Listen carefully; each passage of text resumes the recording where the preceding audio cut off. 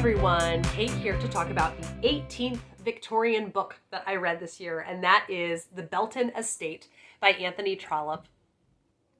My heart was brimming over when I finished this book. This is now a very highly ranked Anthony Trollope for me. It was easy 5 stars to give. I didn't even have to think about it. And what I really appreciated about this was after Phineas Finn, which was such a struggle for me to get through. I was on the struggle bus as I went through Phineas Finn. Going through the Belton Estate, I immediately fell in love with the writing, fell in love with the story and the characters. And that also was a departure from Can You Forgive Her? Which I really loved.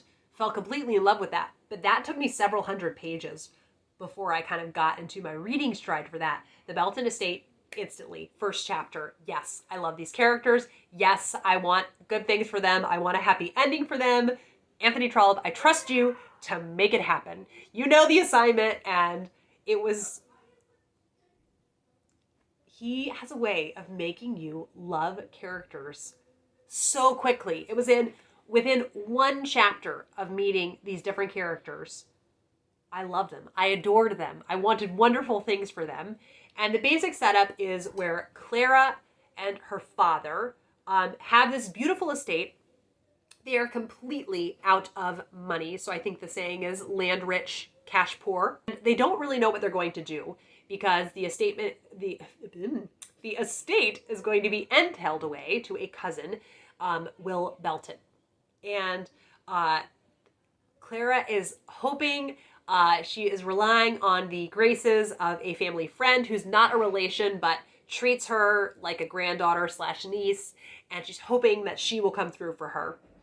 And at the very beginning of the book, Will Belton comes to visit Clara and her father, and they don't know what they're going to think of him. And then he comes there, and he is so sincere and just really wants their family to thrive and wants their estate to do well, and already puts things into play to make things go well. And then he very quickly, this is one of those instances, I feel like I could give you a semi-spoiler to entice you, but I don't know how much I should say. But I just have to say, read this book. That's what I will say. Clara has a couple different directions that her life could go. And the whole book is her debating back and forth over what direction she wants her life to go. She does travel to go see this friend that she's hoping will take mercy on her and give her a kind of somewhat of an inheritance. And it just has such a lovely flow and pacing to it. It is just over 300 pages. It's one of Anthony Trollope's shorter works, and it is also a standalone. So I think I can say this is my favorite Anthony Trollope standalone book. I really loved it.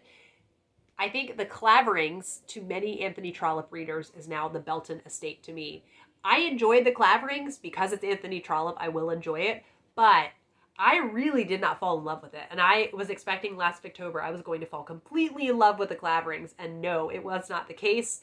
And I kind of have thought now in the months past, maybe it was because I didn't love the narrator of the audiobook, but I was so desperate to continue reading The Belton Estate when I had different responsibilities like cooking dinner and doing laundry that I put on the LibriVox audiobook of it. And the narrator was not... they were no Juliet Stevenson, right? They were a very average narrator being on LibriVox, but I still loved this book. So I think it's just that The Claverings, I think I just wasn't rooting for the characters in the same way. It's really lovely to really cheer your characters on as you're reading, and then you get the ending that you were hoping for. And it's so funny. It's like 99.5% of me knew that Anthony Trollope was going to give me the ending that I wanted. I just trust him. I do. But still, at the end of the day, I could not stop reading. I just had to know what was going to happen. And I started out, I was just going to do a chapter a day, right? As I eased through July. And then that did not happen because I had to know. So this is actually the July Patreon book club pick on my Patreon book club. And I cannot wait to discuss it with others. So far in the Voxer Track chat group, people are saying that they're really enjoying it. So I am excited to have people to talk about this beautiful, beautiful book with. Those are kind of my general thoughts on the Belton estate. I hope that you enjoyed hearing about it, what I thought about it, and that you are having a beautiful day. And thank you for watching as always, and I will be back with another video soon. Bye.